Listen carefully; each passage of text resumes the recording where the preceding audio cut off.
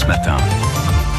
Et votre invité politique, Thibaut Maisonneuve, Valérie Gomez-Bassac, députée En Marche de Brignoles. Bonjour Valérie Gomez-Bassac.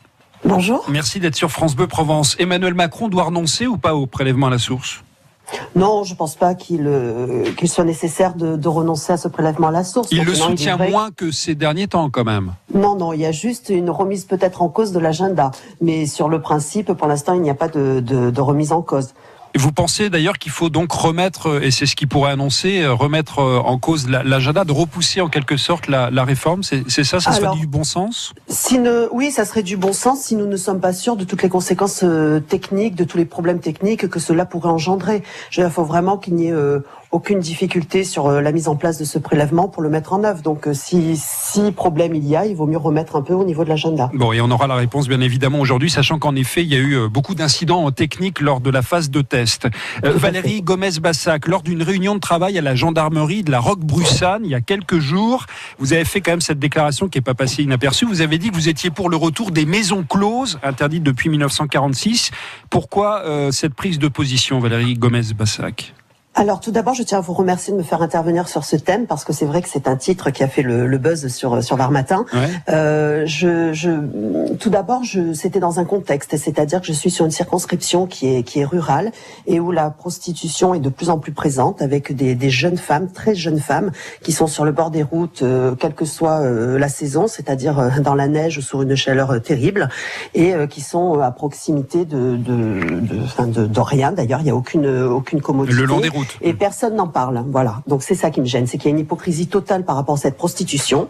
Et lorsqu'on m'a posé la question, j'ai dit oui, c'est vrai que ça serait peut-être une solution souhaitable. Pourquoi ? Parce qu'on pourrait au moins garantir les règles d'hygiène et de sécurité, ce qui n'est pas du tout le cas là. Maintenant, je ne suis pas en train de faire la promotion de la prostitution comme j'ai pu le lire. Je ne suis pas en train de faire la promotion des maisons closes. Je dis simplement qu'il faut arrêter d'entretenir cette hypocrisie. C'est le plus vieux métier du monde. Je ne pense pas qu'il disparaîtra demain. La loi prévoit surtout de pénaliser les clients, ça vous a pas échappé, oui. Vous êtes député. Est-ce que c'est pas la gendarmerie, justement, à la police, de verbaliser les clients et de faire des contrôles d'identité plutôt que de vouloir rétablir les maisons closes ?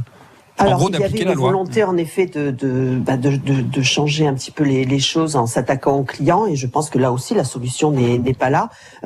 Pour les gendarmes, c'est très difficile. Bon, c'est la gendarmerie, sur ma circonscription, c'est très difficile parce qu'en effet, pénaliser le client, ça change rien et ça n'enlève rien au réseau existant. Parce qu'en fait, soyons clairs, c'est pas la prostitution qui dérange, ce sont les réseaux qui entretiennent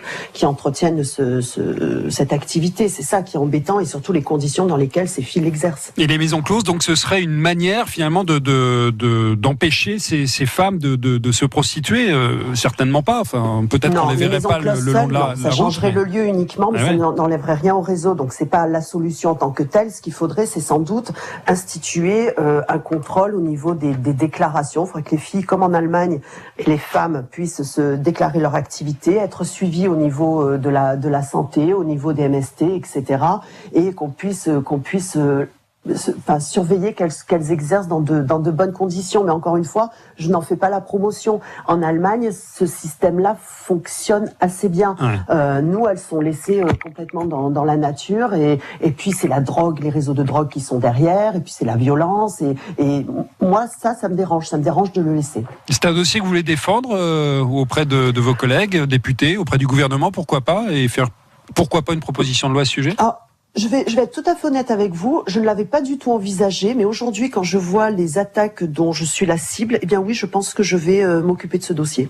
Vous occupez activement... Alors attention, pas seul dans mon coin, je suis déjà en relation avec les associations qui sont bien plus compétentes que moi en ce domaine. Je suis juriste, donc je peux parler de la non-marchandisation du corps et aussi de la liberté de disposer de son corps. Donc je suis quand même dans mon domaine. Mais il est vrai que si je le fais, je le ferai avec les élus, avec les administrations et surtout avec les associations. Et vous l'annoncez ce matin sur France Bleu Provence. Valérie Gomez-Bassac, députée En Marche de Brignoles. Depuis 30 ans, il y a des camions qui déversent quasiment tous les jours des déchets du BTP sur des terres agricoles au Castellet.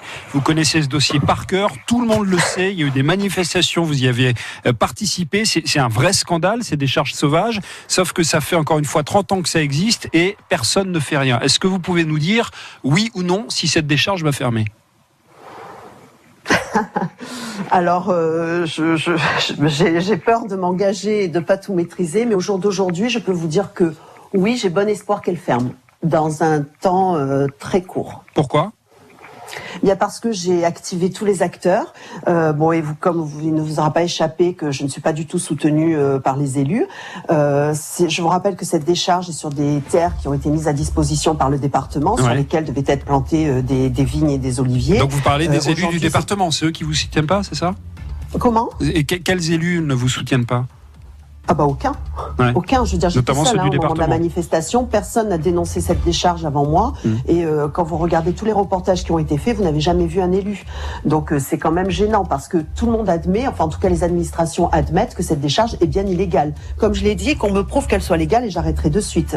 Un an après, ça n'a toujours pas été le cas. Et aujourd'hui, attention, je suis tout de même bien soutenue par les services de la préfecture qui sont à mes côtés et qui se rendent bien compte aujourd'hui du problème et des enjeux économiques. Parce qu'il y a quand même toutes les terres des vins de Bandol dans les alentours. Quand vous parlez de fermeture, on a à peu près une idée ou pas ? Non ? Un délai ? J'aimerais avant la fin de l'année. Avant la fin de l'année. Il y a un juge d'instruction qui est sur le dossier, donc j'ai bon espoir que ça bouge. Valérie Gomez-Bassac, députée de La République En Marche de Brignoles, merci beaucoup d'avoir été sur France Bleu Provence au sujet de la prostitution et donc de cette proposition que vous faites à propos des maisons closes et donc d'annoncer la fermeture prochaine de cette décharge du côté du Castellet. Merci, bonne journée. Bonne journée à vous, il est 7h54.